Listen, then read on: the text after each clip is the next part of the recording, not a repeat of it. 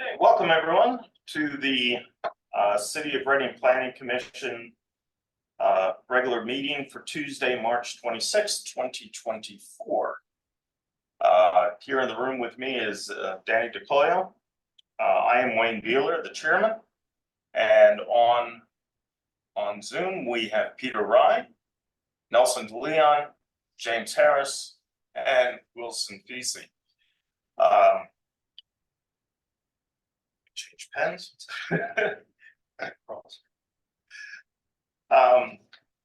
First item on the agenda is to accept the Planning Commission meeting agenda. Do I hear a motion? Danny, second?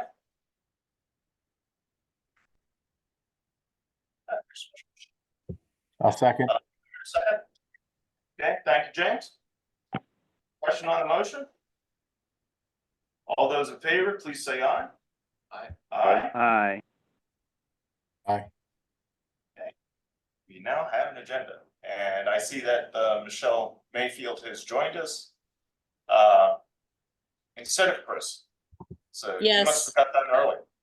Yes, my conflict got resolved, so I am here. Okay. Fantastic. That's great because we were just talking about something that. If you need, then it just took me a while to get booted up. So. Okay, cool. All right, very good. Yeah, we just, as you heard, we just started. Okay. So the first item on the agenda is 138 South East Street and annexation and land development plan, and I will hand it over to Jerome for the update. Okay. Thank you, Mr. Chairman. This plan is the 132-138 South 8th Street. This is an annexation and land development plan involving three parcels of land at 132, 134, and 138 South 8th Street. The three parcels will be joined in common deed, and the number of apartment units will be increased to 6. A conditional use hearing was held regarding this project, and City Council approved the conditional use application through Resolution 67-2023. So the project will involve 12,624 cumulative square feet. The project, as I mentioned, is a 3-story building, and we'll have 6 residential apartment units. We have reviewed this plan on 2 occasions, so these are some cleanup items that need to be resolved with respects to the curbs, sidewalks, and driveways. We felt that they were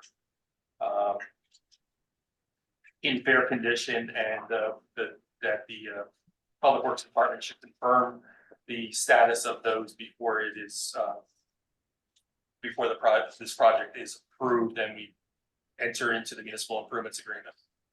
There are some site accessibility issues that we would like to be resolved as part of this plan.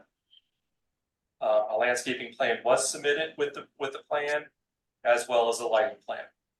The plan will be connected to sanitary sewer disposal facilities, and it appears that a planning module will be required for this project, and that should be submitted to the Public Works Department and the planning office. The development will also be connected to the municipal water supply system, and as part of that whole process, the building and trades will need to get involved with reviewing the water supply system and see if it is acceptable to accommodate the multi unit development. There are just a few stormwater management issues, but everything appears to be in good shape there.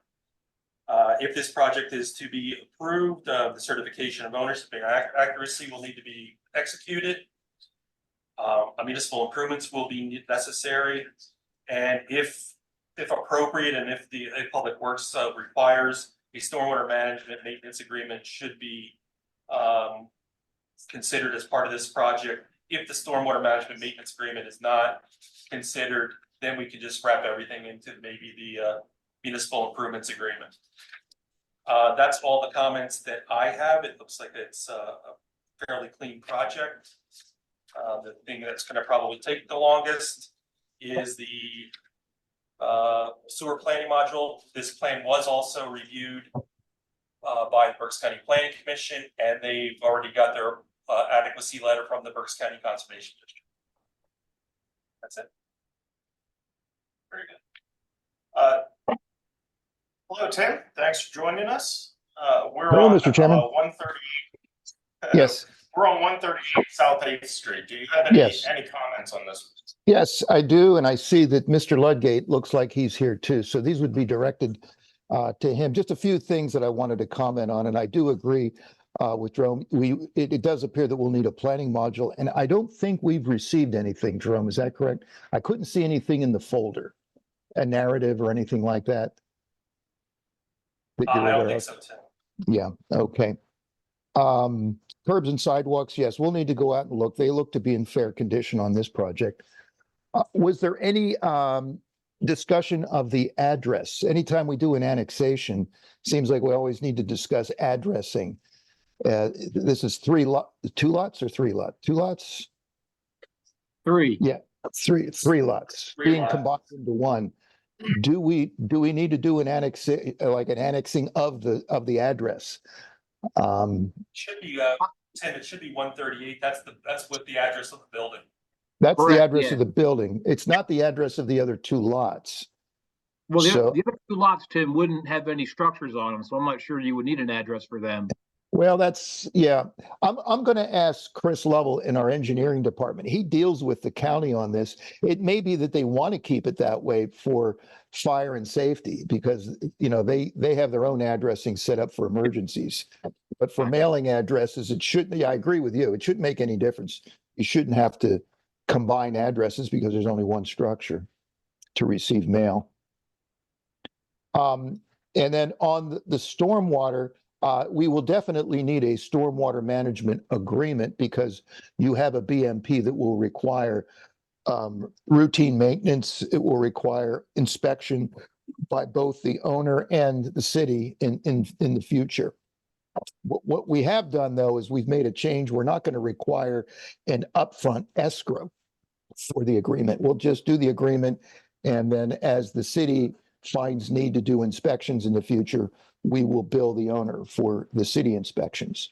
And that'll be part of that stormwater management agreement. And Michelle Mayfield can elaborate on that more than I can. I guess she's revising the example stormwater management agreement to sort of include that language now. Correct. Good, very good. And then Tom, as far as the stormwater, I know that there is a narrative on the maintenance for the owner, but it's really hard to find. So I'm going to ask you to label the narrative on the O&M notes. It's buried in there, page 4 or 5 or whatever it is on the drawings. But it should be really noted in there that these are the stormwater management routine operation and maintenance for the owner, and that the owner is responsible for continued management, operation and management of the stormwater features.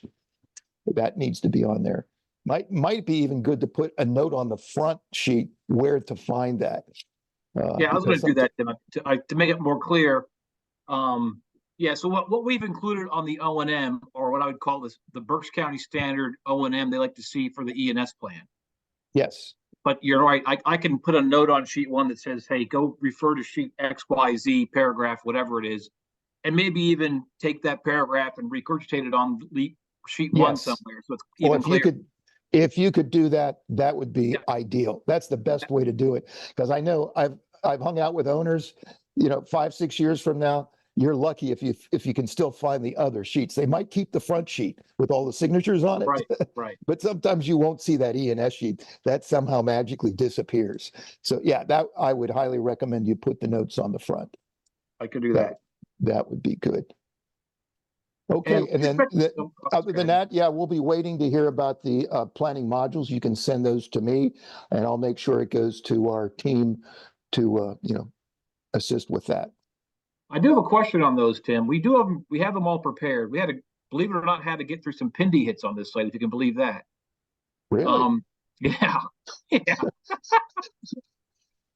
yeah, yeah. But Got some bog turtles in the backyard. well, I put some there and they found them. I do have a question. We were going to file this for like a total of 6 EDUs, Okay.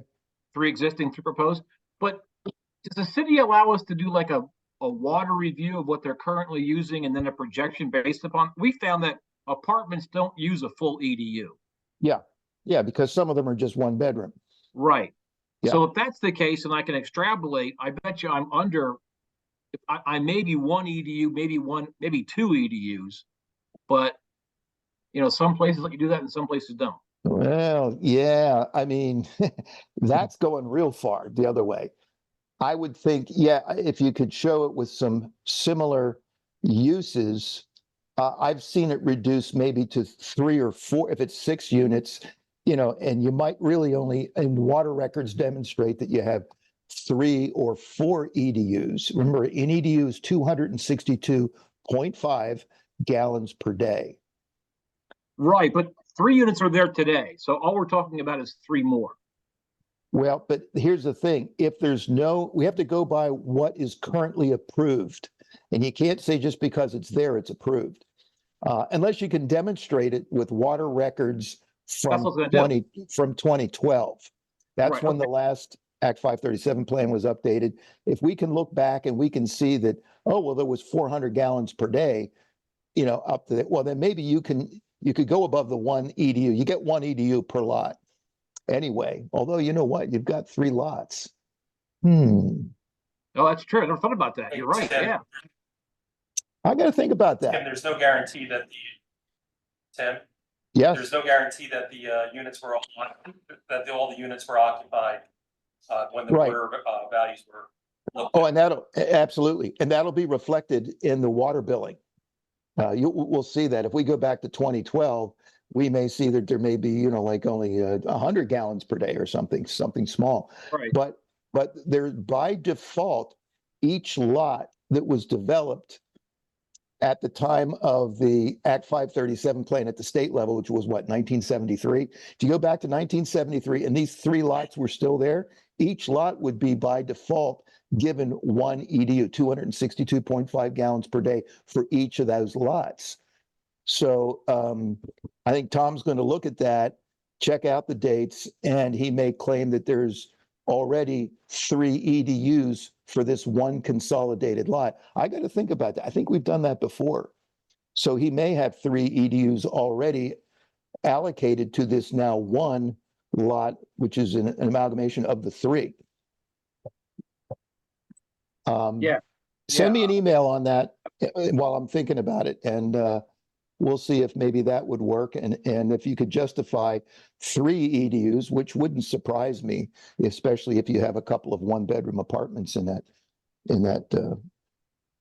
structure. Very good.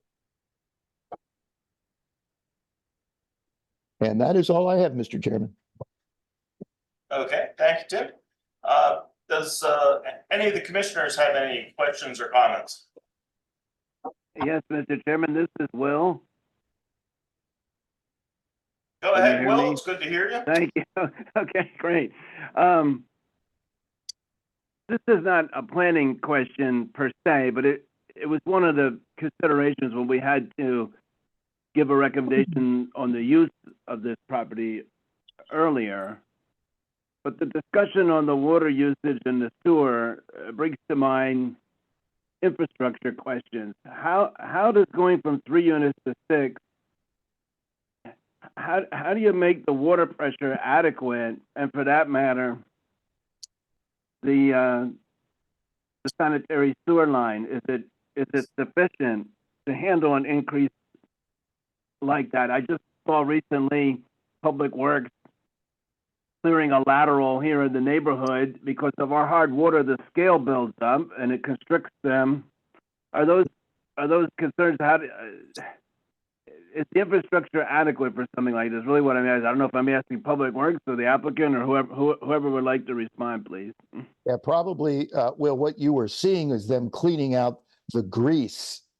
Yeah, we have a major problem with rags and grease, and so does most municipalities, especially urban municipalities. But in the Reading, it probably wasn't scale as much as it was the grease and the rags, and the two combined together, and they form like clots, and they have to go in there with their equipment and jet it out. Now, the city is only, Public Works, I should say, the city, but only has jurisdiction or authority up to the right-of-way line. That's the Right. part of the lateral that the city is really up to where the trap is, which is even before the edge of it, like behind the curb. From there on, it's the building sewer. And your question, as far as capacity goes, that's a building and trades. That's something that they'll have to get a building permit to do, and they'll look at that flow and judge whether or not the existing lateral, I don't know if it's a 4-inch or a 6 or whatever it is, they'll have to determine at the public at the building and trades if that's an adequate building sewer. And I know the plumbing Okay. inspector will look at that. And I'm sure that building and trades would address the water pressure adequacy as well. Yes, the scale is a factor though on build. I didn't know about the other matter also. And Yes. I know, of course, the city will take responsibility for its part of the lateral and pay for that, and not charge the customer for that. But the other part is the customer's responsibility, which is all good public information. Okay, well, that's all I was interested in. Thank you.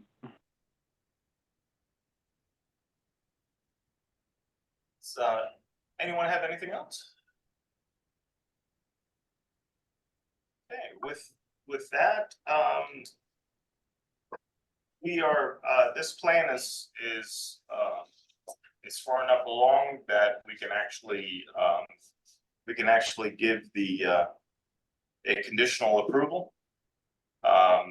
Since we have discussed about the sewer modules, and of course Tom is very, very familiar with that, so I have no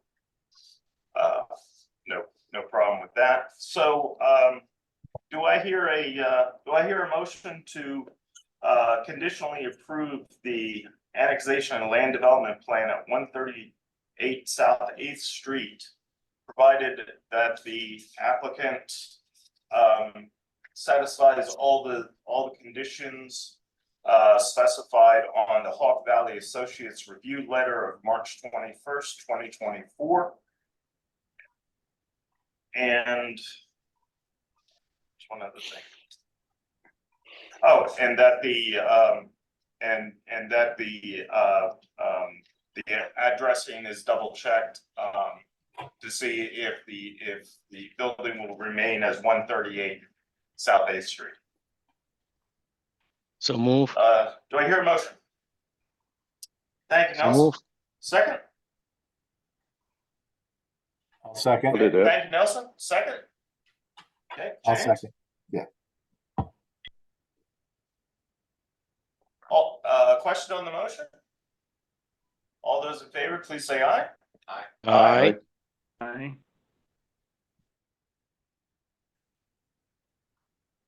Opposed? Okay. We have a plan, and I'm sure this will these open matters will quickly be resolved as quickly as possible. Keeping our fingers crossed for Pennsylvania DEP. So, Thank very you. good. Next up, thank you. Next on the agenda is 338 North 6th Street, an annexation and land development plan.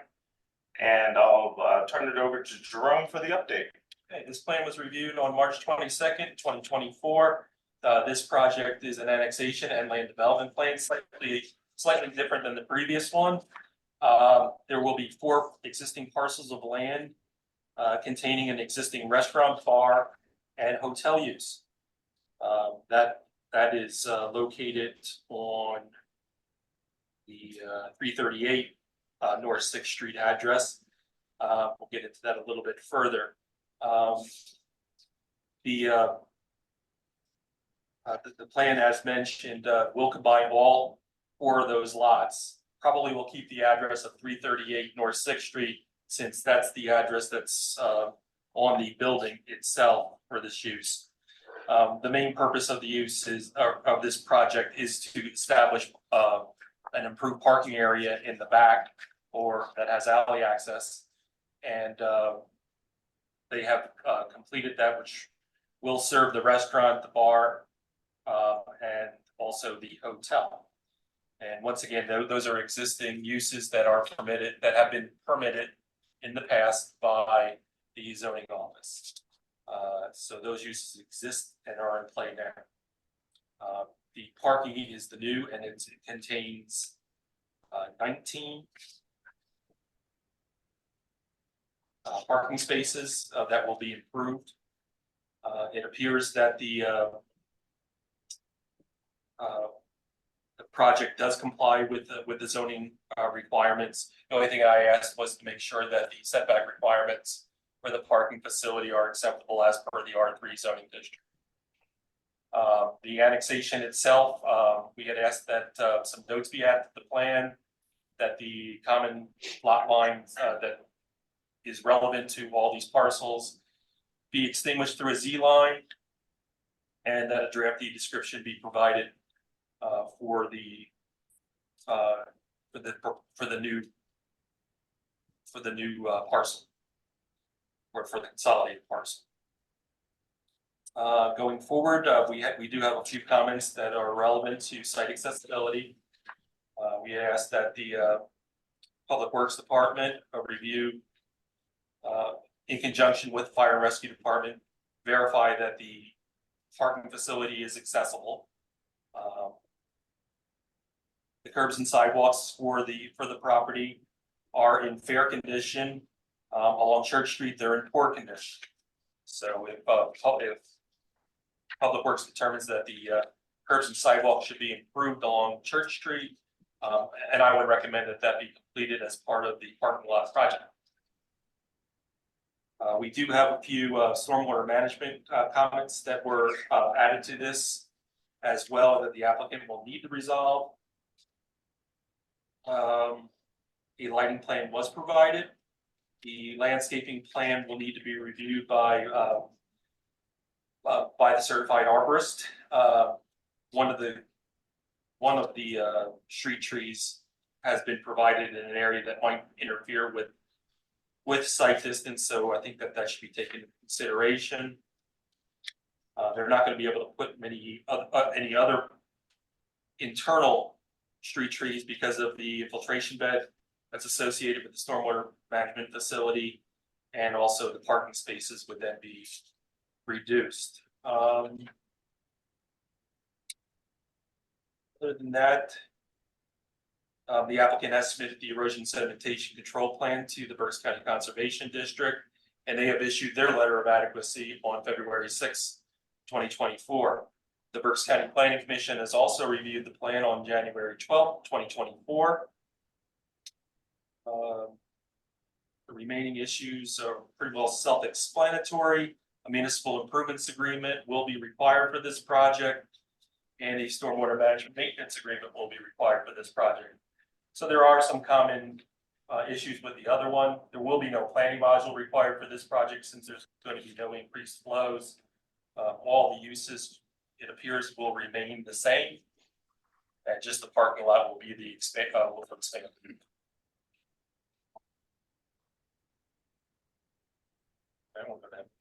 Okay. Okay, Tim, do you have anything on this one?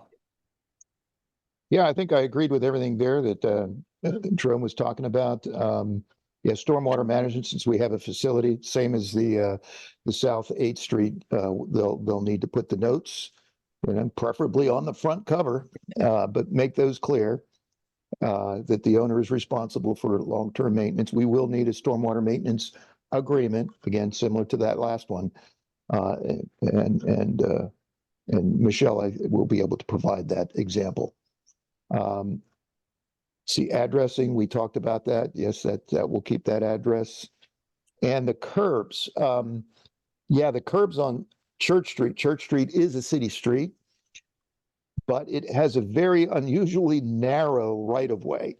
And if you look at Church Street on that block, there's very little sidewalks on it, and only a few of the lots have curbs. And I don't know if the Planning Commission really wants to entertain adding curbs here because it really, or sidewalks, because it really wouldn't go anywhere. It wouldn't connect to anything. There are some sidewalks on the other side of the street. And I'm not exactly sure the width of the sidewalk on this block. I don't, Tim, most of the frontage along Church Street will be a driveway apron. yeah, right. So I'm thinking maybe the driveway apron alone would just satisfy that condition.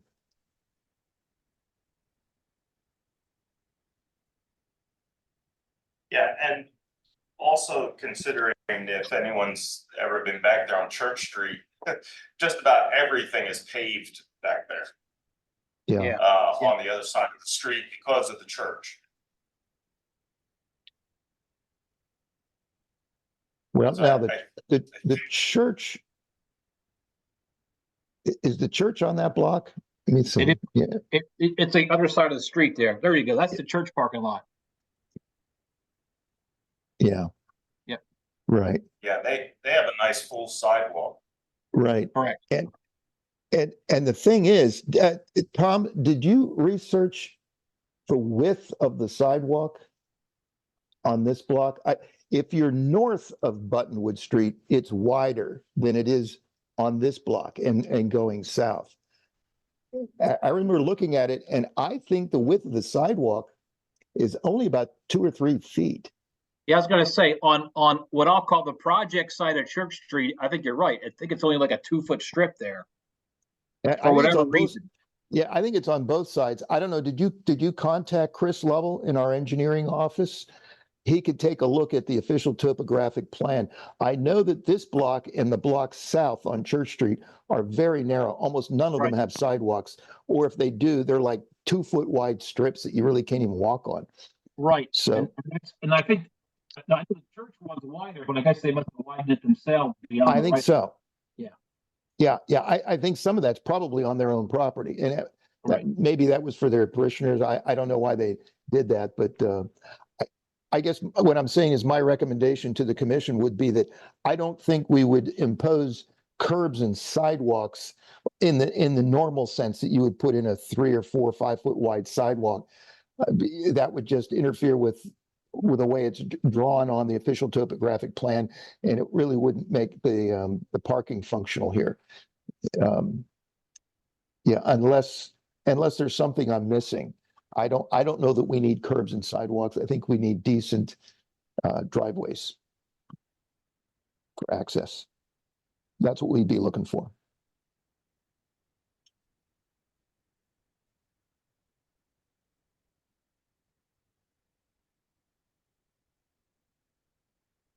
Emily may have some background on the use since it is a unique use in combination with the restaurant, bar, and hotel. Yeah, so, the uses it's pretty much all non-conforming. And so adding the parking would actually make it more conforming, because right now they have 0 parking for all of their uses. Now they'll actually be providing parking. I do have a question though for Mr. Ludgate. And I may be getting this confused with another property, so you can correct me if I'm wrong, but I believe I had communicated either with you or with Nadiv. On the plans, it says something about a proposed deck.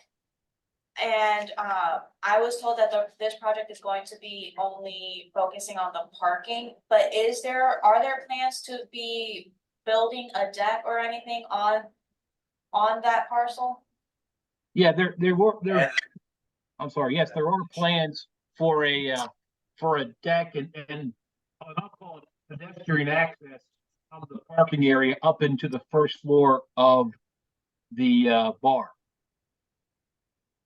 Okay, I didn't, when I did my zoning determination, I was only focusing on the parking facility. I wasn't looking at compliance for the proposed deck. That is going to need its own separate zoning permit. And Okay. it will be subject to setbacks. Okay, Same thing with the proposed addition, Tom. Yes. right. So just so everyone's aware that the addition and the deck aren't in the focus of this land development plan. They would be separate zoning permits for whenever they're ready to do that. Okay. Fair enough. And Tom, as long as we're talking about parking, I know that this lot at one time in history had a loading zone out front. Public Works would not be inclined to repeat that. I guess at one time there was a bar here, or a restaurant that had a loading zone. And times have changed, and we're much more reluctant giving out loading zones for every bar and restaurant and everything else because of the way the public parking situation is. Plus, now that you're adding parking, we're going to assume that you're taking care of your parking needs with the additional parking. So what you're saying, Ted, is that all loading should be back in that rear parking lot now? I mean, I'm not saying that you can't, but you could do it out front if there was an available spot. Right. It's just that Oh, I'm Public sorry, Works, yeah. Public Works is not going to designate that for you and take away a public parking space for Gotcha. loading.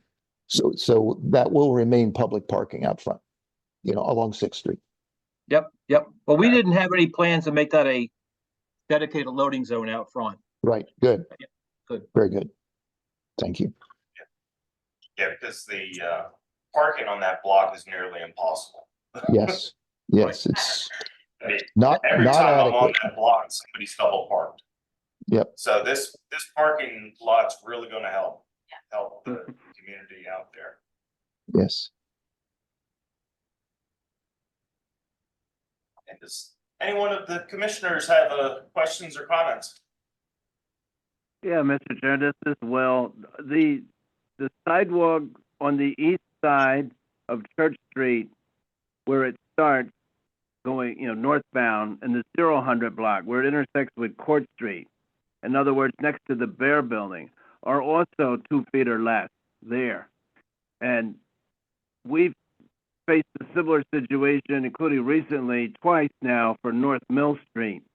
So I'm trying to remember, I know we did not require the sidewalks and curbs or any improvements of what did exist. I just tried to remember I don't think we did a waiver, just for our new colleagues. Usually we would have to waive the curb and sidewalk requirement, but I don't think we had to do it in a situation like that. Whatever Public Works and our solicitor recommend, what we need to do, if anything. I don't know if you recall how we handled that, but we definitely did not require the curbs and sidewalks, whatever method we used to make it official.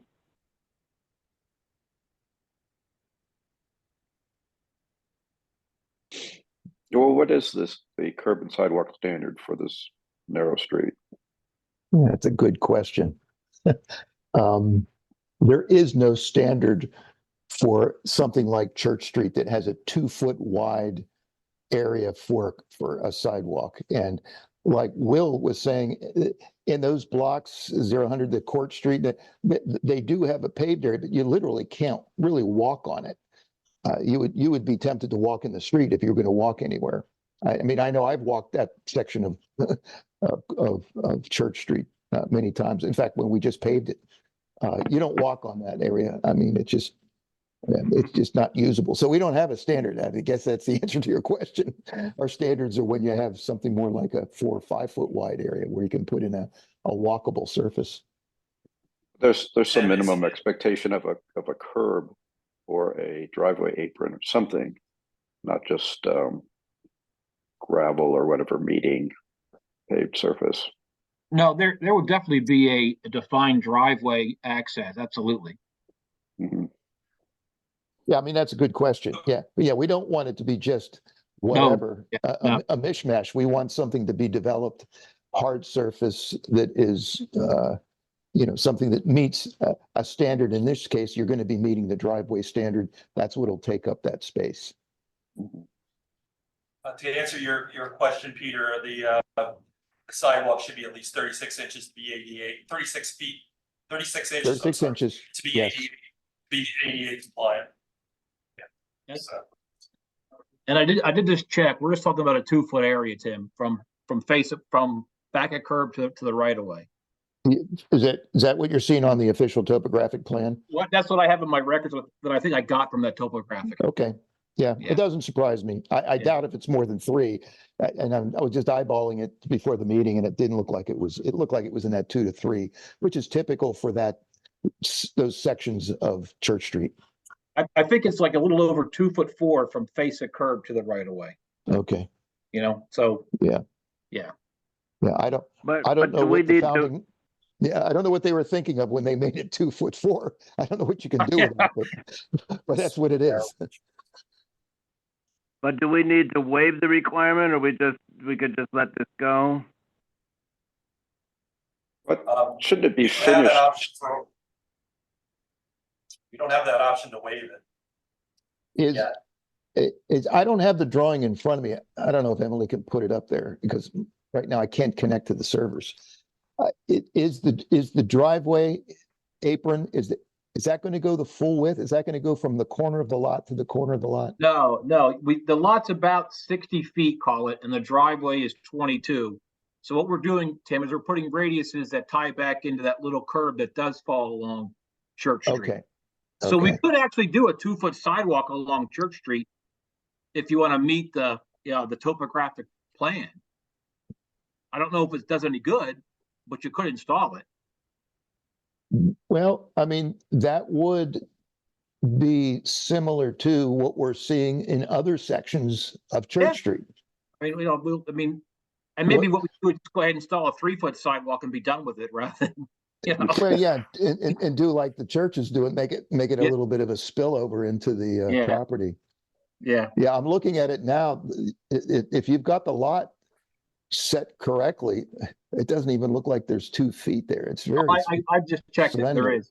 Yeah. Okay, all I right. wouldn't actually build a 2-foot sidewalk. I think we're better off just making a 3-foot sidewalk and living with it. Is that going to interfere with the number of spaces? No, it won't. No. Okay. I mean, Well, It will interfere with it would be 3 feet starting at the curb line, so there wouldn't be any Yeah. kind of verge there, no offset. Okay. Yeah. All right. Will it interfere with the buffer? it's just you'll interfere with one tree and the Right. buffer would still be allowed in that 6 foot. Right. So sidewalk could be part of the project. Okay. That's 625. Nicollet Street.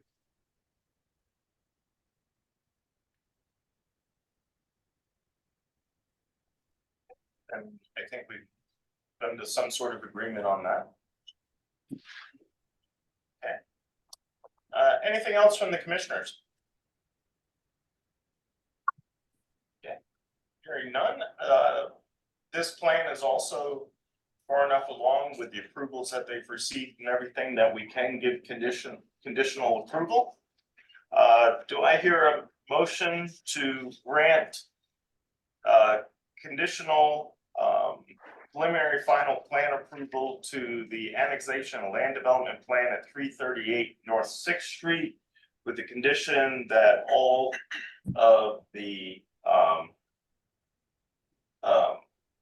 conditions are laid out on the Hawk Valley Associates review letter of March 22nd, 2024 are met and finished. Do I hear a motion? Danny? Second? I'll second. Thank you, James. Question on the motion? All those in favor, please say aye. Aye. I Opposed? Okay. Very good. Thank you again. Very good. We got the- mhm. Okay, thank you, Tom. Thank you. Okay, next up on our list is the Mitsubishi Chemical Advanced Materials Final Land Development Plan at 2120 Fairmont Avenue. And Scott is here to join us. Good evening. And I'll just have Jerome give the minor update and then I'll turn it over to you. Okay. Scott. Thank you. So this plan has now been submitted as a final plan application. The planning commission has issued preliminary plan approval previously, back in, was it December or January? It was December. Okay. This review is now dated March 25th, 2024. Again, it's a final plan application. We had asked that the applicant just title the application as annexation and land development plan, since it's going to be a combination of certain parcels of land as well as the improvements of others. As you may recall, certain parcels will be utilized, will be joined in common to formulate enough land for the construction of a manufacturing facility. And I believe that's on parcel B.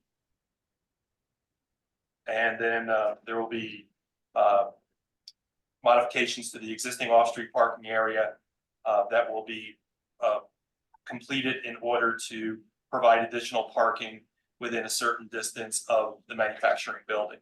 So that's what's all described in comments 1 through 4. A landscaping plan was previously submitted. The arborist will need us to verify that the final plan application is acceptable. In terms of site accessibility, we just have a few remaining comments that need to be addressed. Everything else was discussed in detail at the preliminary plan application, including the curbs, sidewalks, and handicap ramps, which appear to be what we discussed as part of the preliminary plan application. We'll need final verification from fire and rescue to make sure that the fire hydrants, standpipes, and all the other apparatus are in the right locations, and that they have accessible, they have site is accessible for their apparatus. The site will be a slight increase in the sanitary sewage disposal facilities. My guessing is that it's related to the number of employees that will be that will work at the new manufacturing sector for this project. So the planning modules will need to be completed and considered by the city of Reading as well as Pennsylvania Department of Environmental Protection. We have just a few stormwater management comments that are now left on the project. It's good that we waited. The erosion and sedimentation control will need to be reviewed by the Berks County Conservation District, and will need their letter of adequacy. It's my understanding that an MPDS permit is not required, or is it? It is required. It is now required because you were close to the 1 acre. Right, because we've included both properties into it, so it will include an MPDS permit. All right. So the planning module and the MPDS permit will be the only remaining hiccups that are on this letter. A municipal improvements agreement will be required, and a stormwater management maintenance agreement will be required. Those are all the conditions that are left for this project. And that's it. Does anybody have any questions? I think you saw this as a preliminary plan. It's an expansion of their existing use, and actually going to be more of a high-tech use. So the number of employees will actually reduce. They're looking at about a total of 10 per shift on the site. And as Jerome had indicated, we have gone through everything from the preliminary plan, and I think we've pretty much addressed everything except for the items that are noted, which are in pretty much administrative. The stormwater comments are pretty minor, and probably the big item on this is going to be the vacation of the alley, which we will have to work with the city on getting that vacated. And then you can see it's the cross-hatched area that's shown on that site plan. So, and that will be joined, then it will be one common deed for the entire tract, covering the proposed building and the loading area in the back. Yeah, I missed that when we briefly were discussing it informally, in here before the meeting started. So yes, that the street vacation is the third issue that is going to be, necessary for this project to, to be endorsed by the planning commission. I just have one question. So each parcel, as it is now, they each have individual, like they each have different addresses. So will this parcel, when it's annexed together, continue with the Fairmont address or with the, I think it's Bruckman address? Whichever the city would prefer at this point. I don't think they have an objection to it. Okay, I think it's probably going to be the, Fairmont, but, because that's where their main address is, so it would just be another number for the Fairmont. Check with fire and rescue Yeah. on that one, because that might be something for a yeah, response. cause I was going to say, they might, and I don't know them, but just trying to think through my own train of thought, is that they might want this building to have the Bruckman address, that way they don't get confused when they're called the Okay. Fairmont. Yeah, that's fine. But we could verify with fire. Okay, yeah, that's fine. That's something we can take care of. So fire and rescue and public works. Okay, Yeah, Tim, Chris Lovell takes care of that? Yes, yeah, well, they work together, fire and rescue and public works. Chris has been working with the county too, because they're the third element then that gets involved with setting addresses. It's not just mail, it's also, fire and rescue. Yeah, so Chris Lovell will need to do that. And Scott, then if you want to, you can send me an ad. If do you know Chris Lovell? You want to send it directly to him, or you can send it to me and I'll forward it on and we can get the I'll address. I'll copy you both. That way you have, Okay. if I don't have his email address, I'll contact you, but normally I'll probably send it to both of you. Yeah, and yeah, the fire marshal is pretty particular about where the address and how it's displayed, so they can be quickly identified. And he's the expert, and he's the one that will need to comment on that. Okay, not a problem. Is there any other questions about the projects? Again, I think we probably pretty much hashed everything out as at the preliminary plan, so this is basically just administrative stuff that we need to clean up at this point. Yeah, Scott, do Do you you have know? anything else, Tim? Yeah, do you know, Scott, when we would be receiving those planning modules? We're double checking the flow amounts and checking the Act 537 plan to see if one was actually gonna be necessary. Because Okay. Again, 10 employees, 10 gallons per day is gonna be pretty minor. They do not use water in their production. So that it's just employees and sewer flows at this point. So we'll probably have it this week Yeah, or the beginning of next week. and like you might have heard me say earlier on the prior reviews, this is an annexation, correct? You got two lots becoming one lot, isn't that right? With the vacation of the Yes. alley?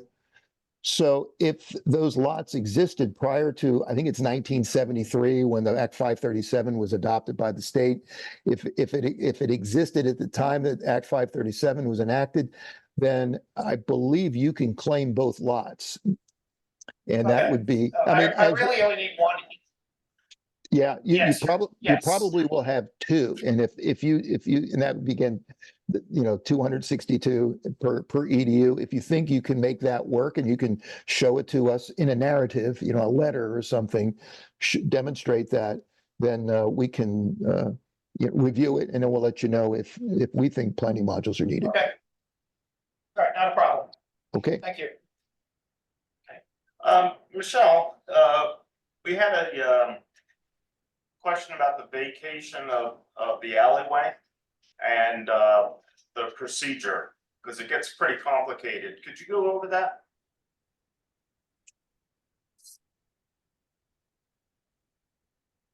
Michelle is missing. Okay, sorry. Oh, there you are. Yeah. Is it shown on the map, the topographical map? Is it actually recognized by the city? Yes, it is. It would be shown on the alley map. You won't see it on the official topographic plan because alleys aren't shown there, just actual streets, but it is an alley. And I think the deeds reflect it. Isn't that right, Scott? Yeah, it's correct. Well, what does the city utilize the alley map for?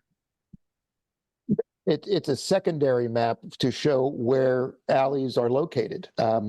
Again, it's not public right of way. It's where the alleys are. So it not to be confused with actual public right of way. I can't recall doing this before. Yeah, I'm trying to think of the last time we vacated an alley. That's a good What question. about Thorn, was that That's Thorn street. Street? Was That's it That was, street? that was a street. Okay.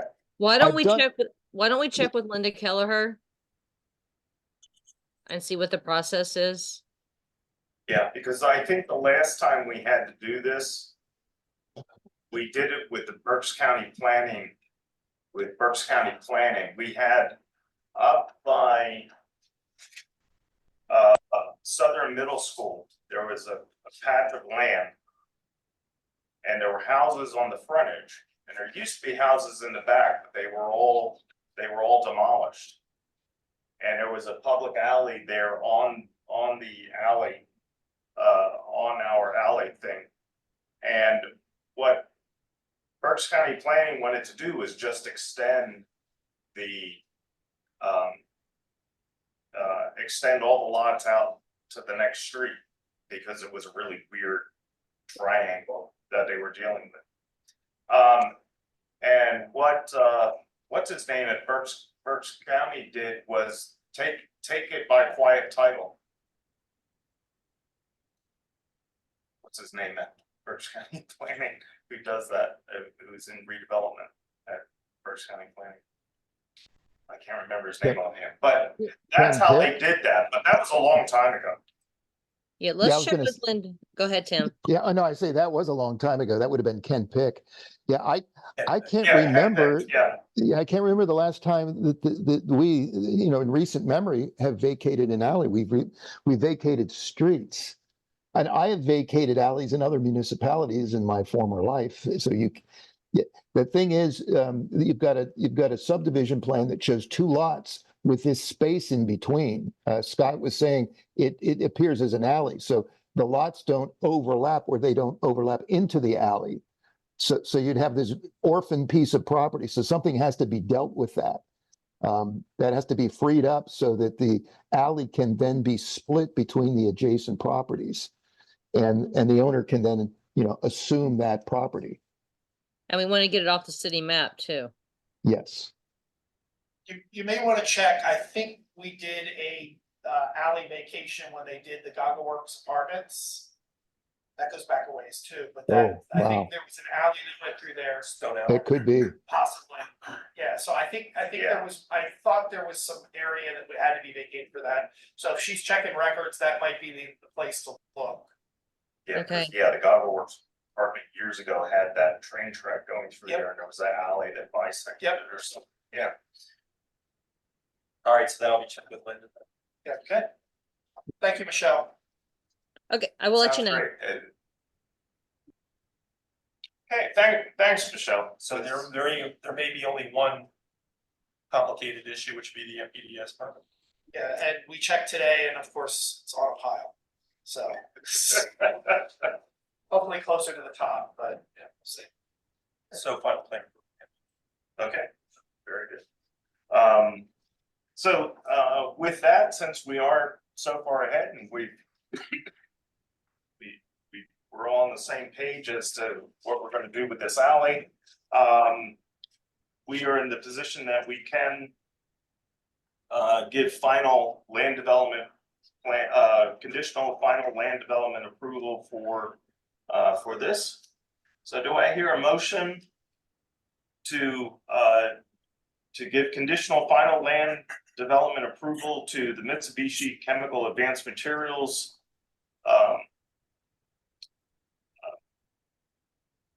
Advanced Materials Project at 2120 Fairmont Avenue, with the condition that all of the items on the Hawk Valley Associates review letter are of March 25th, 2024 are met to the satisfaction of staff. Okay, motion? Danny? Second? Second. Nelson? Question on the motion? All those in favor, please say aye. Aye. Aye. Opposed? Okay, very good. Thank you very much. She appreciates it, and so Oh. do I. Thank you very much. Well, once again, thank you for coming in with the sketch plan, because that got us off on the right track because of all those sidewalks and things, because that's how the existing. No, that's usually my mode of operation anymore, because it does ferret out some of the issues before we get to the hard engineering. So it works a lot better. So, okay, thank you very much. Thank you. Thank you. Thank you. Okay. Next up, I will turn it over to Tim for the Glen Road dedication. Very good, thank you. Yes, and I think as everybody knows from the last meeting and then from our workshop meeting last week, Glen Road has now been drafted in its final condition. We have a final plan for the dedication of Glen Road. We have a draft ordinance, which if Planning Commission sees fit to make a recommendation to City Council, I will forward that along to our city solicitor to complete the wording of the ordinance. And then we'll try to advance this over to City Council for approval. I don't know, I don't have that right now. I mean, I do have it. Let's see if it's up here. I could share that, Emily, unless you have it. If you have it, it might be easier for you to share. Adobe Yeah. isn't really working. Yeah, okay. So that's what it looks like here at the southern end at Mineral Spring Road. And as we noted before, that the road continues north, and it's again, it's not going to be, we're not really improving anything, not at this time, but we're just trying to define the 60-foot right-of-way. We need that 60-foot right-of-way in order to ensure that the Castlewood subdivision, for one thing, has a street in which it can intersect, and we know where it exists in space. And also for the immediate project right now on my slate is to get guide rail on certain critical sections along the steeper side. That would be the west side of the street. And in order to do that, to get the grant money, we have to show PennDOT that we actually have a right of way, that the city actually owns that. So that was the other immediate need for getting this dedication. So unless there's any other questions, that's all I have on this. And I ask your request for making a recommendation. Any questions from the commissioners?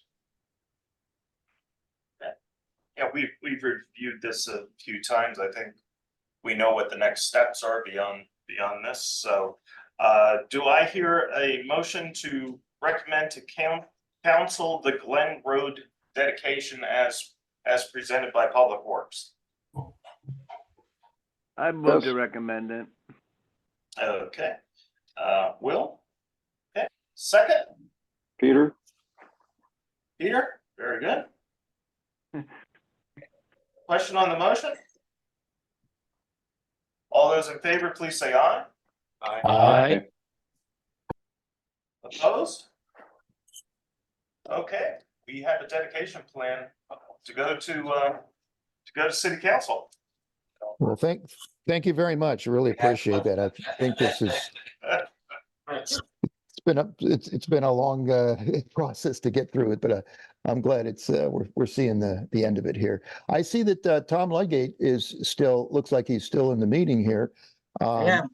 Tom, you're going to be the next up here with Castlewood. Mr. Chairman, would it be a good time for Tom to give us an update on Castlewood? Yes, please, if Tom doesn't mind. Yeah, that would be great. Yeah, so update on Castlewood, just to refresh the planning commission, the folks at Castlewood have requested a revision to their plan that changes the streets in there from private to public for dedication. The Castlewood side of the equation is that they have set the required street monuments And at this point, I was waiting to submit the revised plan until this Glen Road recommendation went through. And I would then submit the Castlewood plan very shortly that would show the monuments that we set. And again, basically just requesting that those streets become dedicated public streets. And Right. Tom's been working on this for at least a dozen years, as I remember. Is that correct, Tom? Well, it wasn't me, it's my father who started on it, Yes, but I was gonna been a say while. it started back in the 80s. So, yeah, so we're glad to see that all the strings are coming together on this one. Okay. All right, next up, we have the escrow release for the Schaefer subdivision. I guess I'll turn that over to Jerome, or do you want to take it, Emily? Since you handle money, Emily. This is really what it is, so the Schaefer subdivision was, I think it started, this started before I even started with the city.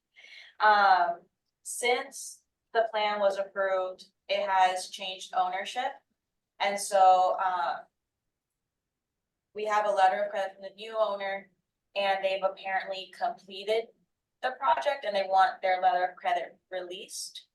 And that's pretty much the extent of my contribution to this.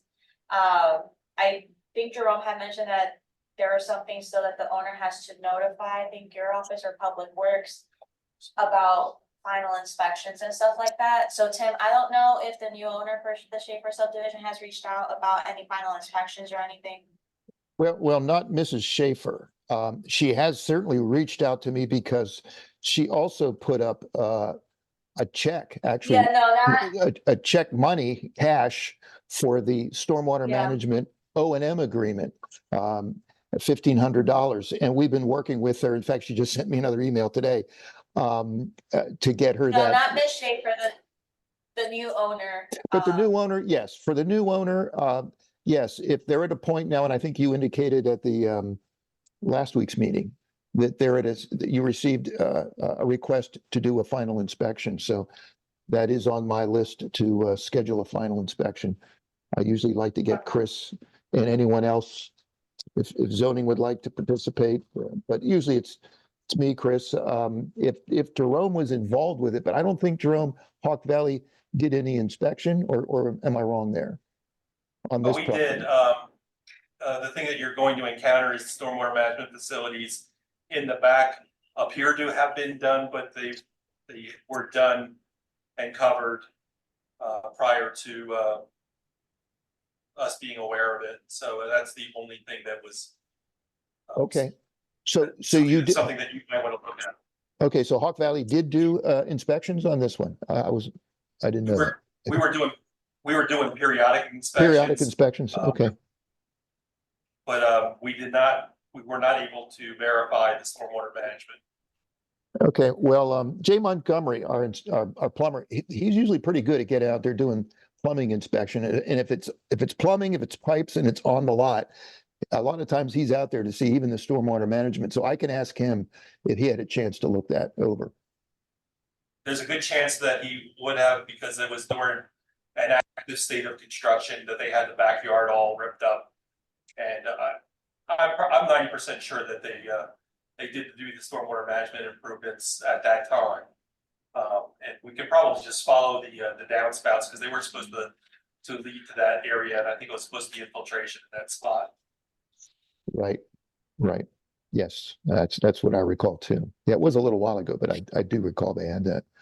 Okay, so we'll do the, and Emily, did you get that as an email from them? That notice of the construction was complete? They has sent me, yes, not Okay. exactly in those words. It was also a phone call. So I can make sure, like I can verify with him via email. Yeah. If not, it would be really good to get some sort of a written correspondence, because I like to know that the developer is stating to the city the work is done. It's also in the saldo that way too. That way, when I do the report, I can reference the fact that the developer indicated that they were completed, and here we are. We've done our review, and either everything was fine, or we have these items that still need to be addressed. Tim and or Jerome, do you want them to Okay, I also? Oh, sorry, Emily. I was gonna say, do you want them to also no, to present what the amount that they're asking to be released? Well, yeah. I mean, I guess that'll come up after we do the inspection.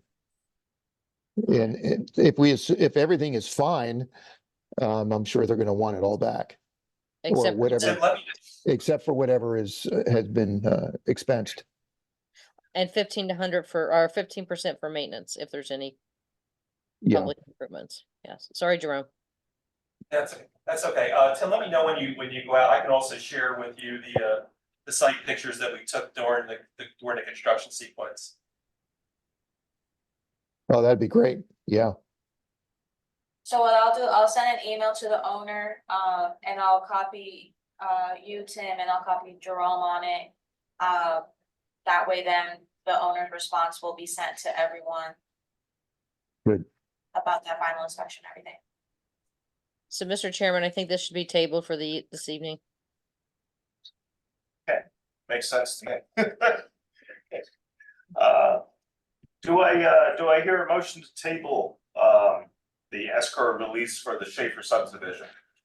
Well, Mr. Chairman, before I offer that motion, because there's no debate on a motion to table, should we get on the record the location of this project and what it was? Just, a one line explanation, please. In a minute, 1 second. Yes, if he wants to know what the project is. The address. Oh, yeah. Really. 118, 116, 114. Bellevue. Belmont. Belvedere. Belvedere. It was on Belvedere, that much I know. I think it's 114, 116, and 118, Will. Emily's Belvedere, I verified. heard. Okay. Yeah, Yeah. that's correct, Jerome. I was thinking this was in the 18th ward, and I couldn't remember, and certainly it's before some of the newer members joined, but for their sake, for the minutes, for the public, just to have it on the record, what we're talking about, if we're taking an official action. Okay, thank you. I'm ready to offer a motion to table the escrow release for the Schaefer subdivision. Very good. Do I hear a second? Dan? Okay. Question on the motion? All those in favor, please say aye. Aye. Aye. Opposed? Okay, very good. And then, once we get, these things settled, maybe we'll get this on next month again. Okay. Next up, we have the reaffirmation of approved plans. The Novus ACS RE LLC, EC 2023-112, which I forget what this is. Yeah, that's it's an annexation plan combined with a parking plan for a medical use located at 40 Noble. Yeah, they're pretty much done. It's just, in order to get signatures and record the plan, they need to be reaffirmed. That's all. Okay, sounds good. Do I hear a motion to reaffirm the plan for Novus ACS at 40 Noble Street? So move. Okay, Nelson, second? Second. Okay, James, Yes. question on the motion? All those in favor, please say aye. Aye. Aye. Opposed? Okay, very good. You're reaffirmed. Okay, active plans requiring a time extension. The Holy Trinity Church final land development plan. This one's on Kenhurst Boulevard? No, No. on Montgomery. Oh, Montgomery. 1941 Montgomery, 1541. 1541. It's a project that has everything. Yes. And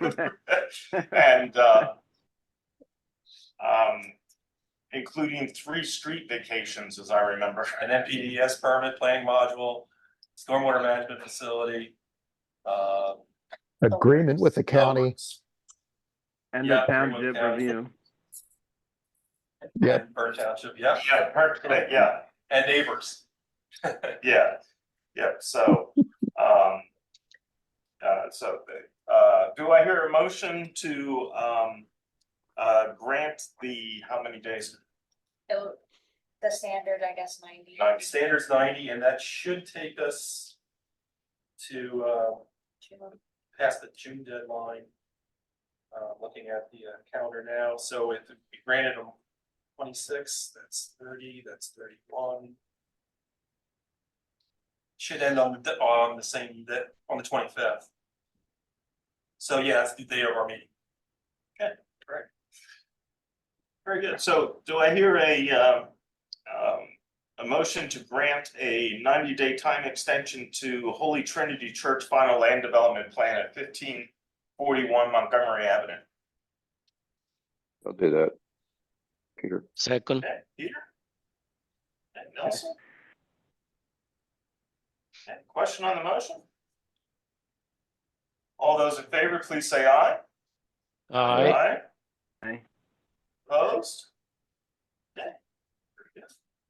Then the next one is the Wawa, yes? I sent an email to them and they never responded back with their time extension, so we never got an official time extension for it.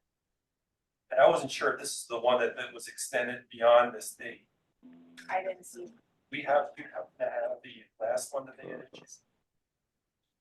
We may not have.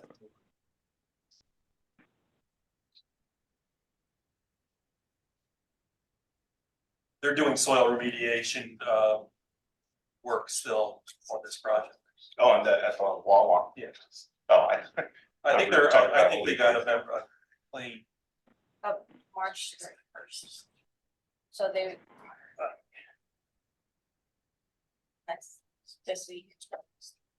Michelle, they have it extended through March 31st.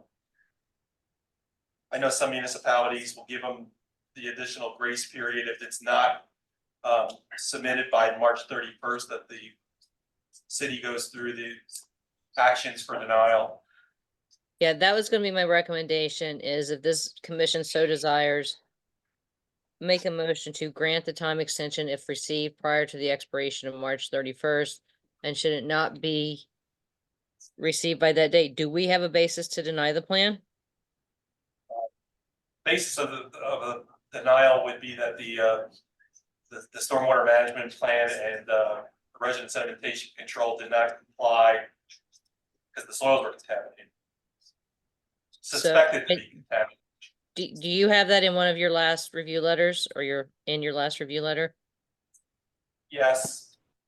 Okay, so so grant it or accept the time extension if it's received before March 31st. And should it not be received, we deny the plan in a court for failure to comply with the saldo as set forth in your most recent review letter. I think we'll be able to get it for by the end of the week. If the commission so desires. Okay. So does anyone have any objection to the motion as stated by Michelle?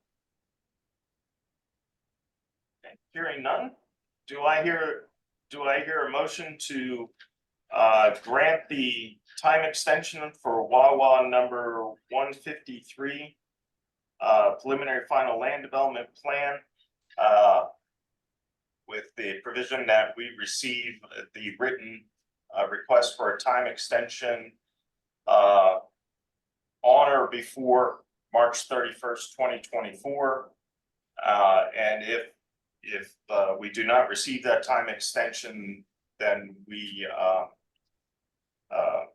deny the plan according to the provisions not being met from the last Hawk Valley Associates review letter.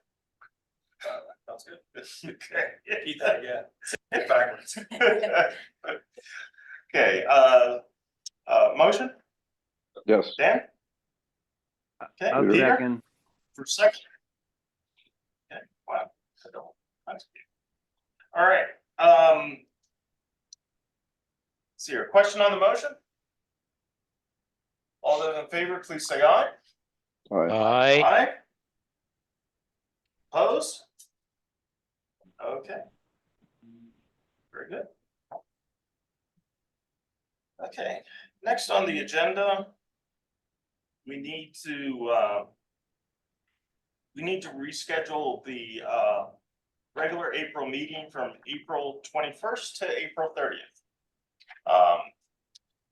So that we can help resolve a conflict, a scheduling conflict. And at the workshop, those of us who were there all agreed we could make it. I just want to check with Danny. I don't think you were there. Yeah, good. You're good. And get out who else wasn't there. I think it was James. James, are you available on the 30th? Oh, I was on. Yeah, I'm fine. Okay, great. Then do I hear a motion to reschedule the regular April Planning Commission meeting from April 23rd to April 30th? So move. Danny? Yes. Nelson? Danny's here. Okay, question on the motion? All those in favor, please say aye. Aye. Aye. Aye. Opposed? Okay, Emily, just let me know. Michelle, do you, I was gonna ask, Emily, do you want me to prepare the notice? I have to double check to see if Jamal wants us to do it or not. Okay, just let me There's know. an issue with like, yeah, cause I think there was like a confusion with like the invoicing and everything, but I'll double check, he may want me to do it. Okay, or we can prepare and you can send it to the Eagle if that's the issue too.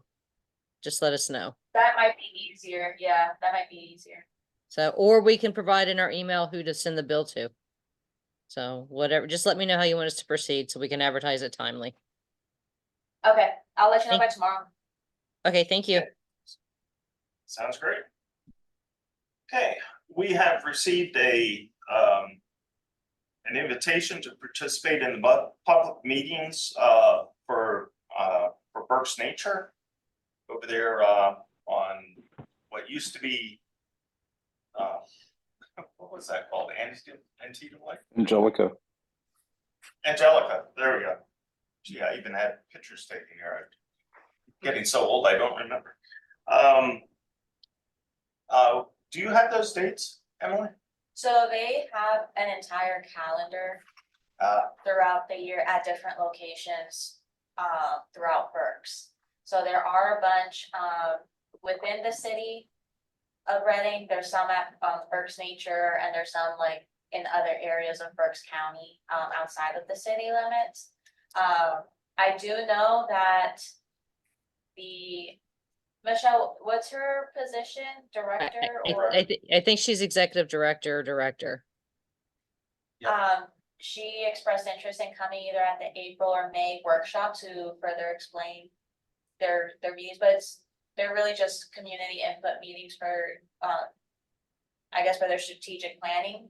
Michelle, is that correct? Yes, I saw Miss Murphy she serves on a planning commission in another jurisdiction that I serve, and I expressed the comments that were discussed during the workshop as to what this planning commission was actually looking for. And to simplify it, she said it was just they wanted thoughts on the environment and what maybe they could do to assist the environment in the city, particularly with this body. So I inquired if she would want to come speak at a workshop. And she said yes, but unfortunately she's not available in April, but she would be available in May for the workshop date. So I think we will schedule Kim for the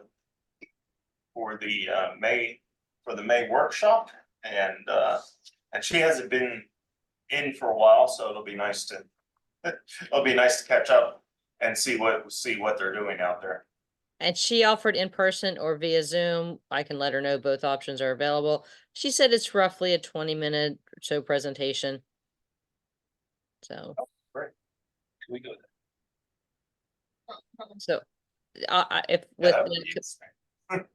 I can email Miss Murphy and let her know. Okay, yeah, that would be great. Yeah. Okay. Next up, we have a waiver request on the So- medical arts building. Correction on that. When we were updating or uploading the agenda to the website, we had uploaded one version, canceled that IT request, then sent another one to add the waiver request on the agenda. However, IT uploaded the incorrect agenda.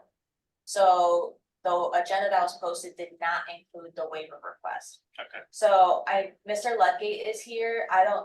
Michelle, and you could input, Mr. Ludgate is here. He can explain it, but I don't think any action can be taken on it. And I don't think it's necessary, but let's go ahead. Yeah, that's correct. We So- can have a discussion, but just no action. Okay. So here's the thing, going back to the medical arts, building itself. We had the plan that came in, it was an annexation plan, that was the primary thing. That was completed and approved and recorded. We then also then had a secondary plan, which dealt with the land development, which included a building addition, as well as satisfying the remaining conditions that were stipulated by the zoning hearing board. It's my understanding that the building addition is now no longer necessary, and I think we received that information back when they were doing the annexation plan. And I believe they issued, Tom, you're gonna have to correct me if I'm wrong, was some form of letter or correspondence issued at that time saying that they were withdrawing that plan? We got an official withdrawal from Mr. Schuman withdrawing the land development plan previously. So why is the waiver request necessary? So it was my understanding that land development was still required. I wasn't sure if a land I had them submit the waiver request just because I wasn't aware whether or not a land development is still going to be required or not. If it's determined not, then the issue is resolved. It all depends on Tom, do you recall what we had on the approved annexation plan? Did that include all the notes, the corresponding notes from the zoning hearing board? Yes, it did.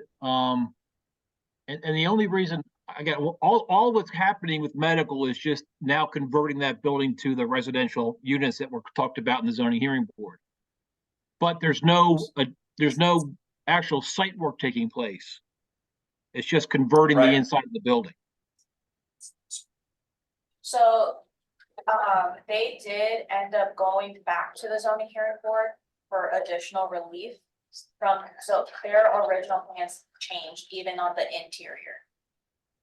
So that there's so if there was a decision letter included on that annexation plan, it's going to be outdated. Because there is a new decision letter. Okay, and that's then the reason why they want the waiver. Okay, thanks. So the waiver request is necessary. Because you can't issue a zoning permit without the waiver, so. No, it was, again, because there was some history on this property, I was under the impression that they needed land development. And that's why I had them go ahead and submit the waiver. If part of the requirement for the plans being recorded is having the ZHB decision, I don't know if having a new ZHB decision affects that, and if anything would need to be updated or if a waiver will be necessary. What was the purpose of the CHP application? So because they're not doing the addition anymore, and also because Mr. Schuman is looking to access the historic tax credits, there were certain things that he can and cannot do on the interior that affected the layout. And so there were some units that were short, maybe 50, 60 square feet.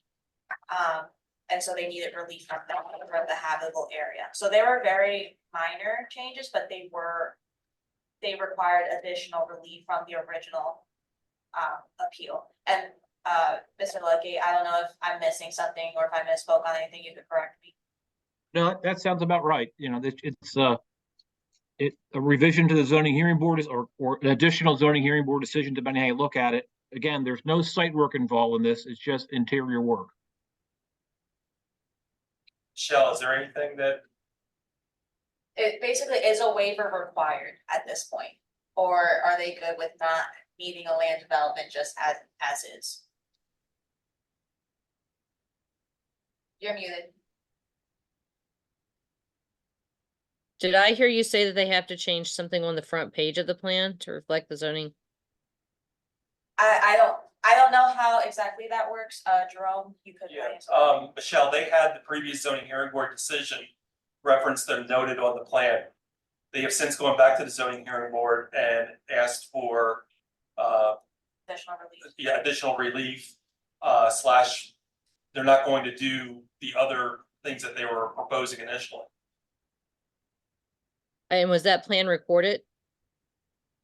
Yes, Yes, I would say we either need, I think probably the better course would be a revision of a plan of record.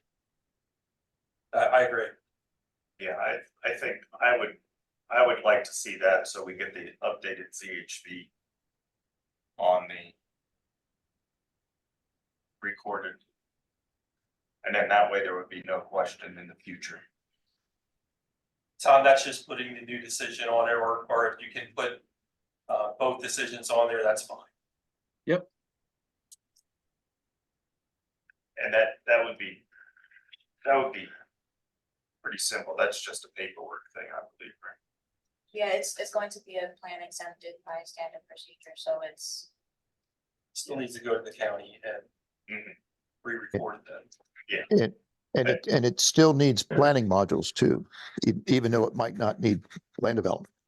Yeah, that's what I triggered this. think they. Yeah, we submitted a planning module, and then I think that's what's the holdup is. There's no plan to go along with it, as it were. There you go. Yeah, that's what it was. Mr. Bracy had emailed me about it and I was like, oh, wait, and then That's it. that started the conversation. Okay, that makes sense now. So it's a revised plan of record with emphasis on planning. I will file it. Sounds great. Okay, Thanks. Thank you. very good. Next, I see Dan's here. Dan Loudon Slater. We're doing 1124 Schuylkill Avenue. Yeah, so there was, per Dan, the pastor and the owner of the laundromat had come to some sort of agreement regarding what they were going to do. I'm not sure, Mr. Leshner is here, and so I don't know, Mr. Leshner, if your client, if he had expressed to you any conversations he had with the pastor. We need something in writing of this supposed agreement, and I need to go back and then compare the agreement that supposedly came about and compare it to the ZHB decision and really delve into the wording of the ZHB decision to see if the agreement can hold up, or because of the decision, if specifics are needed.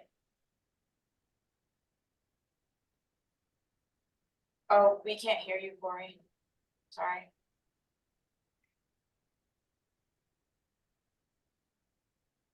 How about now? Yep. Yes. Great, thanks. Okay, if there's an agreement, I am not aware of it. Okay, Dan, are you able to get the pastor to get something in writing from the owner? Do you hear me?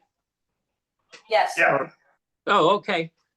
I can ask the pastor. I had sent pictures over, and the way I understand the pastor and the laundromat owner came to that agreement that they cut the alley off. That way the neighboring people are no longer driving through the laundromat, which was what the whole pork chop thing was, to put signage in there to stop people from coming through. And they have put a physical barrier there.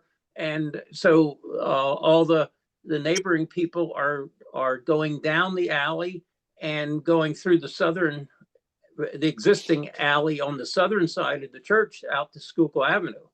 When we improve the alley out to Luzerne Street, then people will have the option of going out Luzerne to the signal at Blair, which would be even a better access for the folks. But right now, when Charlie Seitzinger did the subdivision between the laundromat and what used to be the restaurant, it was to be a joint driveway for the two properties, but everybody cheated and used it as a shortcut. So that has been eliminated, and that's the laundromat owner should be fairly happy, I would think. He is not. He's not. Okay, No. so. So we it's my need- understanding that rope is up, but there's nothing blocking the alley at this point, as far as I understand. But that rope is up. I agree with you, there's a rope up. But that's not what his understanding of what we were trying to accomplish was, putting a rope up. Well, they actually have, there you can see they actually have the parking blocks there. If he would desire, we could put Jersey barriers there. It's my understanding Okay, so that this is what we're, okay, sorry, go ahead. oh, sorry, go ahead. No, go ahead. No, it's my understanding that he's looking for how we're going to comply with the pork chop issue. I am not aware of an agreement to forego any of the requirements from the zoning hearing board. I guess that's the point that I'm trying to make. If there's some sort of an agreement, I can check back with him and find out. But I mean, we've talked about this issue multiple times just in the past week. So again, he hasn't mentioned an agreement to me. Okay, if someone can get something in writing, if this agreement is a thing, and I will make it a priority for tomorrow to really delve into, because there were two different ZHB decisions. So I will delve into both of them and with these pictures and see what all exactly needs to happen. But if there is an agreement, I need someone to give it to me in writing so I can compare that. I will find out at the close of the meeting if there's an agreement or not. If there is, I'll email it to you. If there's not, then I'll email you Okay. that too. I believe they had a handshake. That's my understanding. I'm only listening to the pastor side of this thing. I think the pork chop was to be put there so we could put signage in to restrain the people from the northern part of the alley from taking a shortcut. So if we block off the alley the way we have it, that certainly is, I think, more advantageous to the laundromat owner than a pork chop and the signage. Okay, I'll look into particulars again of the zoning hearing board decision, and then if both of you can ask your respective clients to put something in writing, the city can't accept a handshake agreement. for Right, comparison again, I mean, if, purposes. unless there's some sort of pre-existing agreement in writing, my client's not interested in an agreement. He's interested in compliance with the zoning hearing board's decision. Okay, Yeah, Mr. Lesher, this is Tim Kroll. Yeah, I would have to agree with Dan Lownslayer on this. Yeah, if the objective is to keep people from going through, I don't know that a pork chop, at least the way it was diagrammed on the plan, I don't know that that's going to do it. I do agree that putting in these blocks or a chain or some sort of a barrier like this, I think that would achieve what it sounds like that the laundromat owner is trying to achieve, keeping people from going through. yeah, I'll look at the particulars of how, because it's been a while since I looked at the ZHB decisions. From my memory, it's just, it was a pork chop to prevent the access, to prevent that access. I do not recall there being anything in particular for how it needed to be constructed, but I will check that again. And I will email everyone by tomorrow afternoon. Sounds like a lot of work. Well, the pork chop, and as we discussed at the zoning hearing board, was to have signage in there. And the sign that would be facing the alley would be "Do not enter."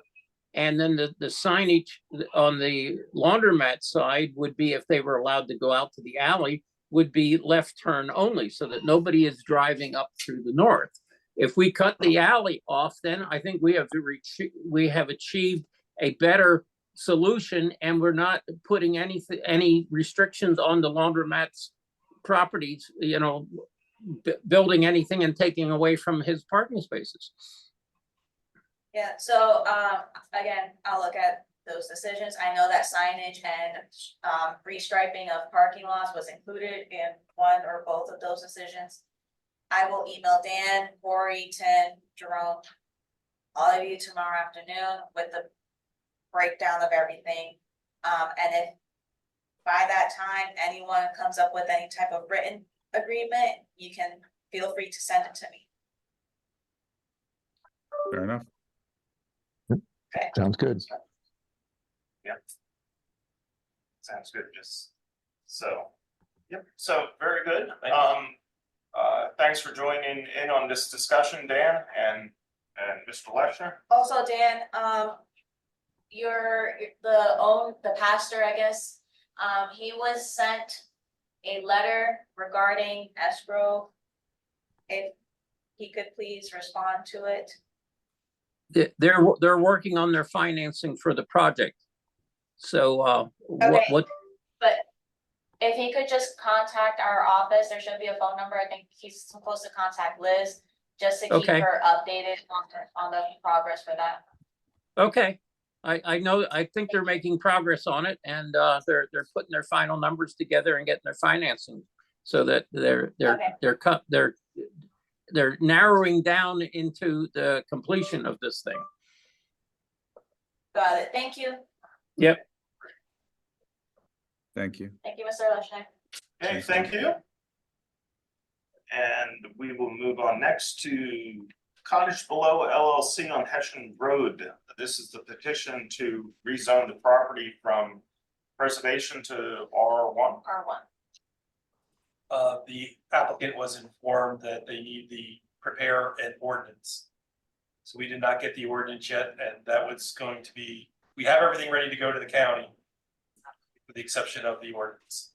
Okay, and that's their responsibility. Yes, they, Mark Cook is their attorney. Oh, So it's just a draft ordinance, draft map, and then once we get that, it'll be sent to Berks County for review. Sounds great. 'Cause Mark knows what he's doing. So, have no problem with that. Next up, we have the Planning Commission Annual Report for 2023. It was sent out this afternoon, and I printed it off and left it on the printer. I can pull it up. I'll just go through it just briefly. It's the same format that we've been using the last 2 years.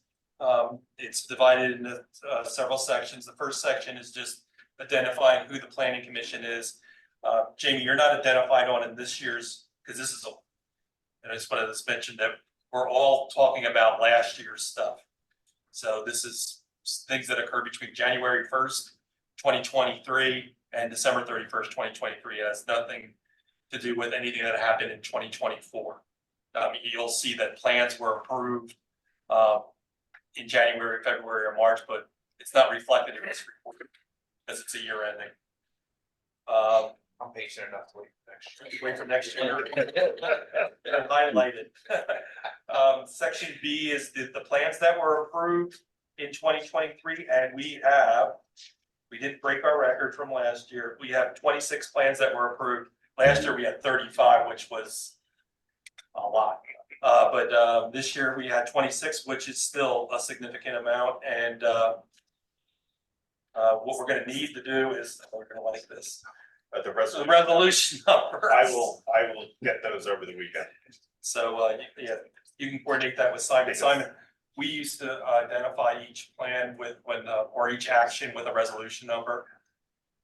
So I'm not sure where we left it off, or I guess they call them 23 dash or 2023 dash something. Yeah, we've done 01, 02, so on and so forth. Yeah, we've done it. And I didn't bring my folder, but I actually did start the resolution numbers. I just haven't finished them for the year. So since I started it, I will finish it. To sign it. Brandy was the person who learned the the system, so, yeah, you're gonna have to learn the system as well. Yeah, and Simon and I will get together, we'll talk about that. 'Cause, yeah, it seems like I get to meet everybody lately, but, Simon and I also, Okay, Michelle. we'll also have a meeting coming up with the Chamber Alliance. When they have a chance, they're gonna schedule it. And so yeah, sorry, we'll be busy. So section C is pending subdivision and land development plans, and again, some of these may have just been approved, but these are referencing the ones that were on the books as of January 1st, 2024. So we had 12 of those, and there may be more that I may have missed. I was going through the meeting minutes from January through December to formulate this list. So if you see something that we may have missed, then we can just add it to this list. Section D are plans that were either denied, withdrawn, and or waived. We didn't have any of these on last year, so we have at least 5 on the books this year. Section E is conditional use applications that were considered. Section F is municipal plans, reports, and ordinances that were considered. And there may be more of these as well. So if you see something that's not referenced, we need to add. And if there's information that's lacking, I can add it to here. And then section G is planning commission resolutions and meeting minutes that were completed. And I think we have those covered as well. And then section G is the planning commission projects and activities.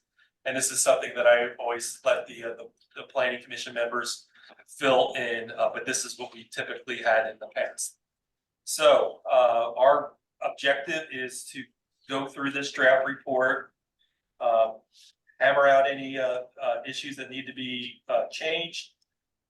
So we can do this at our workshop session, but we should be in a position to approve our annual report on April 30th, so we can present it to council on May the 5th. And we will review this during the workshop meeting for April. So that if we pick up on anything between now and then, we can add it or delete it at that point. Yep. So if you see any errors, we'll make the adjustments. Okay, next up is the City of Reading code amendments, which I forget where we are on these. Yeah, the reason why this was put on is because we've done all our due diligence to prepare the ordinances. You've already made recommendations. The county has reviewed them. The community development department is getting everything ready to package, so it is then given to city council for their procedures for enactment.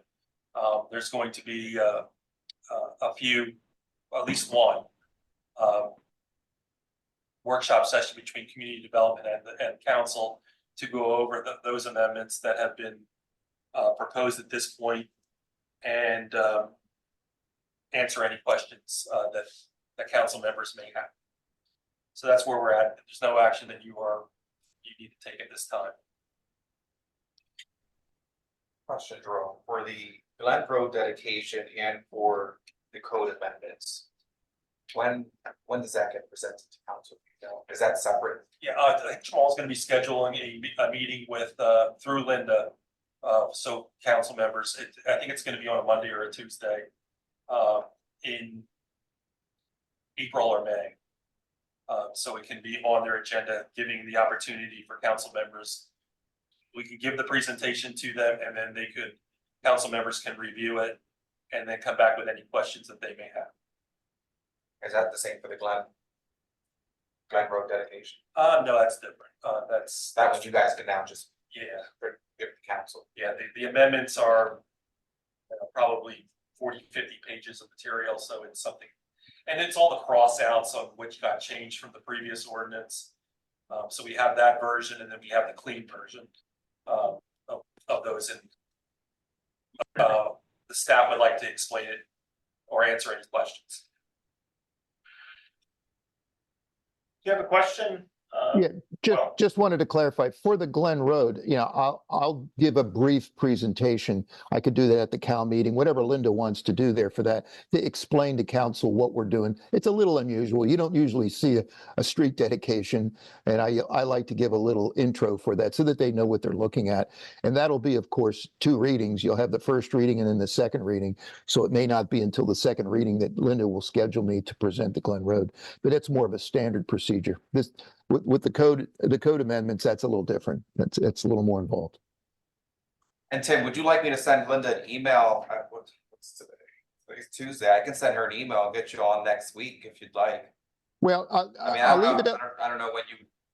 Well, yeah, now that we got the resolution tonight for the recommendation, I'll let Linda know that, and I'll be also sending her this draft ordinance, which I prepared, and then I usually let her figure out if she wants me to present it during the first reading or during the second reading. I guess I've done it both ways. It's whatever she feels might fit the schedule better or whatever. So I'll let her make that call, but I'll be available either time or both times, to describe what's going on.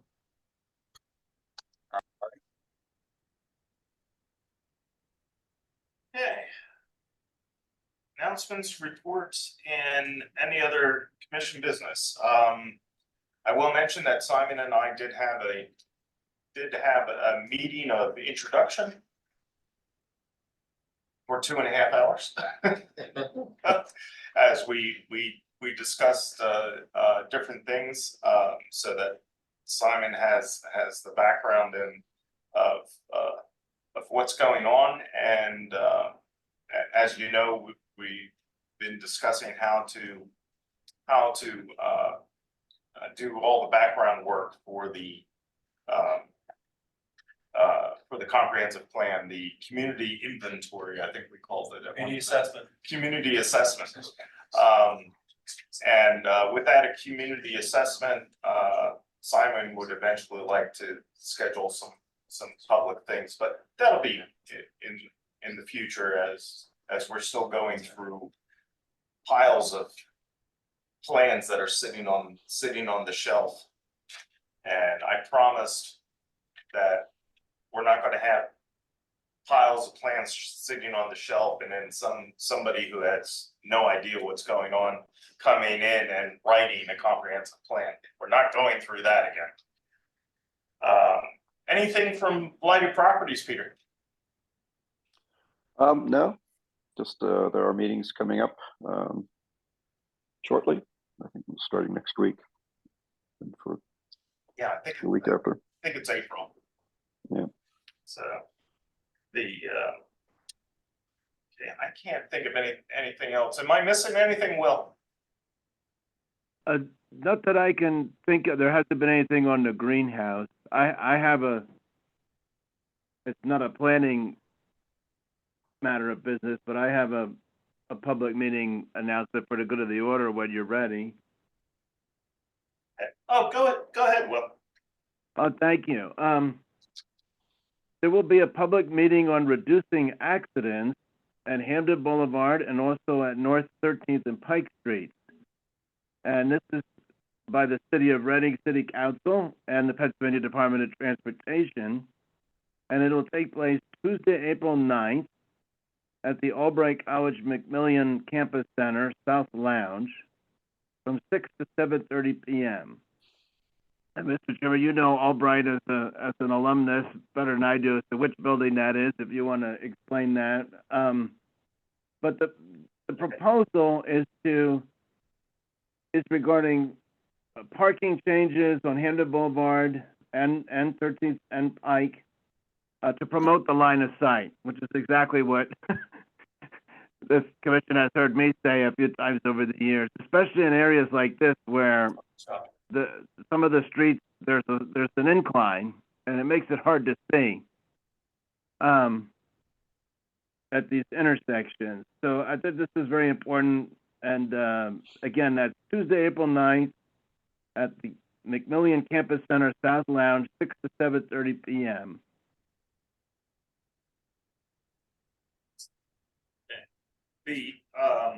And for those of you who don't know, if you enter the campus on Burn Street from 13th, and that first parking lot there, next to the art center, that they added in the late 80s, I guess it was, early 90s. The student center is attached to that, and you'll see it. It says the whatever the former president's name was, and the South Lounge is all the way on the right hand side of that building. It's the part of the building that's closest to Sullivan Hall. So, and there is a parking lot right there that serves the Arts Center. So there should, if you do go, there should be parking there, and then you just walk up the pathway, and it's right there. Thank you. It's also possible to attend the meeting by phone, and I would contact the city clerk's office. That's what it says here on the notice, to refer to them for how to do so.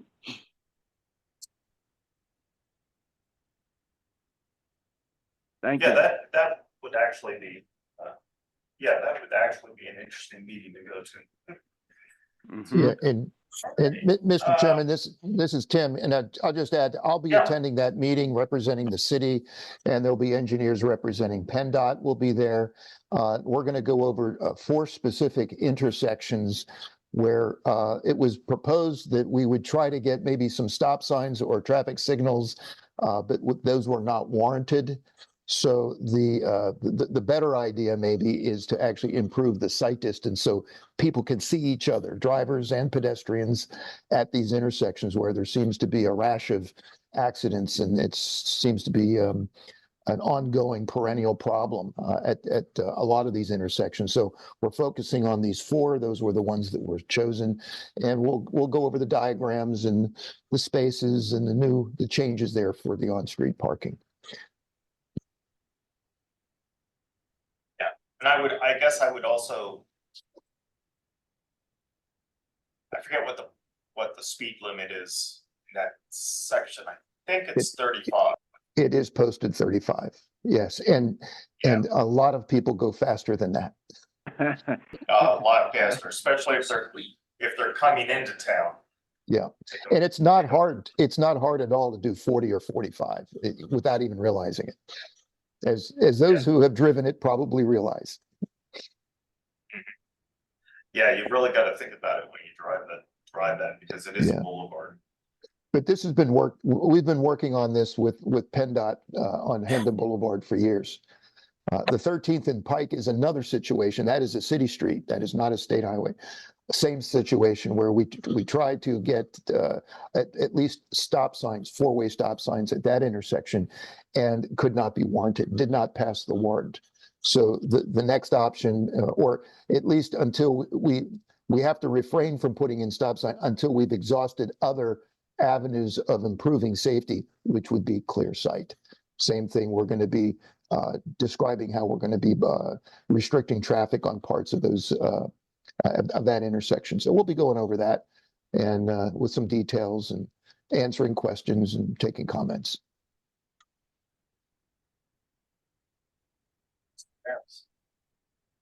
Yeah. Well, yeah, I don't know if they got to that section of the city. Oh, it was on. This is from 2017, so there may be some ramps on there. Yes, yes, it was paid too. There you go. Yes, there we go. Oh, yeah, what a difference. Wow. Okay, our next meeting will be our workshop meeting of April 16th, where we will, one of the things on our agenda will be the annual report. I don't think anybody's coming in to join us. This will be enough. But that'll be enough, yep. So, and then our regular meeting is now, scheduled for April 30th, 2024, where all of us will be able to make it. Is there anything else for the good of the order?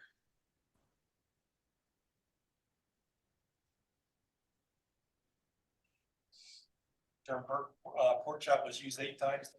Did you have that on your list? Okay, do I hear a motion to adjourn? How about that?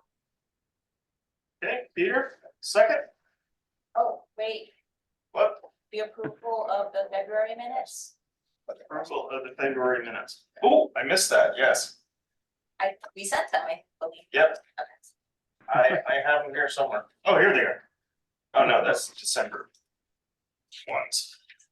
Here are the February. Oh, yeah, there were some things I needed to go over on these yet, so. Okay. So let's do these next time around. Okay. Yeah, because there's some empty spots there, need to be filled in, not filled in. Okay. So, yeah, so I will take care of it. So we'll do those next month. Okay, very good. Back to adjournment. Peter made the motion. Is there a second? Danny? Question on the motion? All those in favor, please say aye. Aye. Aye. Aye. Opposed? Okay, we are out of order. Thank you, everyone, once again. Good I told my wife I hated Good night. it. Thank you. Good night, Phil. Right.